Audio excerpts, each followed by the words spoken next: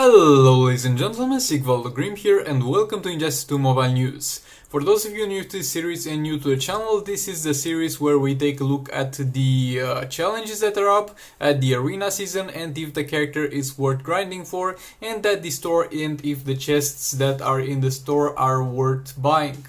So basically in this series we discuss what is worth your money, your gems and your time. So in order to not miss episodes of the series in the future, I would really appreciate if you would hit that subscribe button, maybe hit that bell button to get notified for every single upload. Like this video if you like it, dislike it if you dislike it, comment down below for any questions that you might have, but please make a separate comment if you require a further reply after the first one, because it's much more easier for me to identify it and much more likely for me to reply. So right now I only reply to comments. If I reply to your comment once and you post another reply, I'm not gonna reply to that because I don't have a menu to do that specifically. So if you have a further question after your first one, absolutely no problem, make a separate comment. So with all that being said, let's get into it. Gonna do this from my secondary account since I want this to be more relatable to the newer players as well. So let's get into the grid challenge first of all. Grid is going to be a character that you are also going to be able to farm from the campaign and maybe drop from raids. I'm not 100% sure about that, don't quote me, but he has campaign routes where you can farm him from, and also he is going to have a premium chest for himself. Abilities are not that much of a deal, except for the fact that they are going to have increased damage against tech opponents, and the third ability is going to give you some pretty decent buffs if you use it to kill a cyborg character, and his passive is going to disable the passives of cyborg characters. Oh, I haven't upgraded it on this account. Yeah, so basically this is going to disable the passives. The cyborg will make him immune to stun from tech opponents. At the same time will give him additional power generation per tech opponent, and will give him additional special attack damage against cyborg opponents. And losing more than 15 health over 1 second from basic attacks and swipe attacks will give him a shield equal to 200% of his current health. That is going to last 10 seconds and is going to have only a 3-second cooldown. So basically this guy is going to be a cyborg counter. He's going to act most of the times as simply a support character. Like you want to help fight the Justice League team and you want to have an easy fight, you just put a grid over there in your team and you are going to have no problems with that cyborg passive. So overall this is going to be a pretty decent character, not the best character in the entire game, and he's going to have a pretty niche role. So you can farm him if you wanted to. I got him 2 stars and that's quite enough to make use of his passive if I need, so I'm not going to farm him further from this account. And next up will be the other challenge, which will be the Brainiac challenge. Come on, load. Yeah, Brainiac challenge. This will be for Brainiac. Brainiac overall is going to be very good at one thing and terrible at every other thing. He's going to be an amazing support for legendary characters and especially for Black Manta. What he's going to be terrible at? Well, pretty much everything else. This is a character that can do only one thing, support legendary characters. So if you don't have any other legendary characters, Brainiac is going to be pretty much useless to you. But as support for legendary characters, he's going to be amazing. And at the same time, he's going to require Batman Ninja characters in order to farm his challenge. I'm only able to farm up to tier 2, and yes, I am farming his challenge indeed, because I plan in the future to try and get on this account Black Manta, because I really like the character, and this guy is a must-have in the Black Manta team. I'm not able to farm the 3rd difficulty, and some of you guys have asked me to make a budget Batman Ninja team, but considering the team that he has, it's kind of a waste to put that many resources in those characters. And he's simply not worth investing that much into those 3 characters, because out of those 3 only Batman, Lord Joker will be usable long term. So yeah, if you don't have Catwoman, Robin or Gorilla Grodd, just farm the first 2 sides of it. And at the same time, this is not a must-farm character and he will require a lot of energy to farm, so yet again, it is up to you if in the future you plan on using Black Manta basically, since that is going to be his main use and more or less his only use. Other than that, he's going to be a trash character, but yet again a very good support for Black Manta. With all that being said, let's move on to the Arena Season Hero. The Arena Season Hero will be Shazam, and he's going to be an amazing character, definitely one of the top tier characters in Injustice 2 Mobile. Courage of Achilles will give additional attack to Arcane and Might teammates, and that will make him a must-have support for King Atlantis Aquaman in raids, and that makes him part of one of the best raid teams in the game.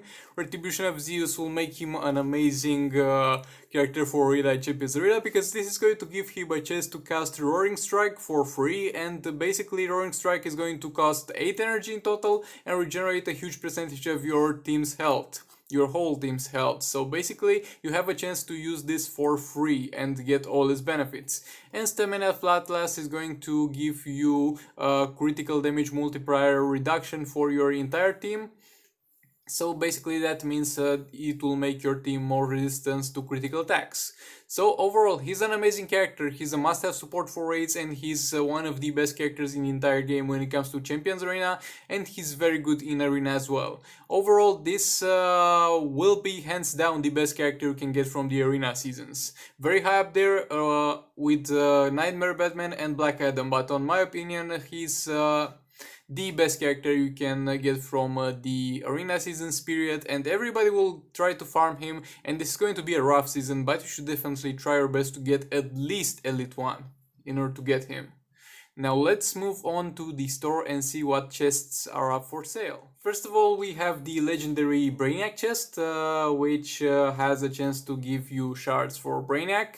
So yeah, we already talked about Brainiac, and as I have said before, he's very good only in one scenario and he's terrible in every other scenario. And you can eventually get him from his challenge if you really want to, so in my opinion this chest is a little bit of a waste of gems, so you should definitely not buy this. This is 100% a no-go. Then we have the Wizard's chest. The Wizard chest will have a 2% chance to drop Black Adam, a 3% chance to drop Soulstealer Dr. Fate, and a 3% chance to drop Shazam. I have done a separate review of this chest, I'll link it down in the description, but basically a shorter version of this is the following. Black Adam is going to be an amazing character, Shazam is going to be an amazing character, Soulstealer Dr. Fate is going to be an average towards terrible character. The other chances are for legendary gold and silver are pretty decent, I guess, but the main factor when deciding this is going to be the fact that Black Adam and Shazam are going to be available in the Arena seasons. So what does that mean? It means that you are going to be able to get them more or less for free depending on your progress in the arena. So you know what opinion I have usually about those chests. If you are able to get them from the arena without using gems over here, then definitely don't buy this chest, because in the long run you're going to end up with more shards than needed to max a character. So definitely try to get them from the arena. If you are unable to get Elite 1 or Elite 4 in the arena, then you still shouldn't buy this chest. You should wait for this chest to be on sale, because this chest is known to be on sale pretty often and is going to have a 25% discount, when I don't know, but it's going to happen pretty often. So I still don't recommend getting this chest unless it's on discount, because that happens pretty often, and why shouldn't you take advantage of that? Next up, we are going to have two premium chests. First we have the Grid premium chest. We already talked about Grid. He's a decent character, a great support character if you are fighting against Justice League team that has Cyborg, but other than that, he's not really a premium chest that I would recommend, since he's not the best standalone character in the entire game to carry you through the game. On the other hand, we are going to have a chest for Emerald Green Lantern. Emerald Green Lantern is going to be a character that will be available in the campaign and at the same time will be achievable through raid drops. But at the same time, he's going to be a great character for a beginner. Will have some amazing abilities, a good passive, a great special too, and has the potential of carrying you through arena and through campaign in the early game. So if you are a beginner, then definitely this chest might be a pretty solid option for you to get Emerald Green Lantern. You'll eventually get him and get additional shards for him that you don't need, but for the early game he might be worth speeding up the process of getting, since he's a very good character early game. Now let's move on to the special offers. In the special offers, we got Multiverse Supergirl. Really? I don't know they were even selling that. Like, Multiverse Supergirl is an average character, an average towards a little bit of a bad character, and she is going to have a very, very easy arena season. So even if you are struggling usually with the arena season, she's going to have a pretty easy arena season. So you shouldn't really buy this. And that's pretty much it, except for the Shazam gear packs. So this is going to be a gear pack for Shazam, which will give you all his gears at level 10 for $5. Getting gears at level 10 in this game is going to be pretty easy, and right now, because it's the only thing that I'm going to show you in this video, I'm also going to show you where to properly get Shazam's gears. Hopefully they are still here. Every time when I enter the arena store, I have a fear in my soul that some things might be missing, but yeah, they are still here. You can get Shazam's gears from over here for arena credits, so there's absolutely no need for you to buy that. So with all that being said, thank you very much for watching. I hope you found this video helpful. I hope you found it informative. Later today we'll do an update maybe on my secondary account. Well, I'll talk about how many gems I have spent so far and on what in this account since I have started it, because it's only been 3 months and some time, and I have a pretty clear idea in mind about every single gem spent on this account. So with all that being said, thank you very much for watching. Stay tuned for the next video upcoming today that I told you about. Like this video if you like it, dislike it if you dislike it, comment down below for any questions that you might have, and maybe subscribe for more content like this in the future. And also, if we're most likely to get chest changed later today, maybe. So if there's a very big important chest coming up, I will delay the secondary account updates and I'll talk about that. Just we'll see.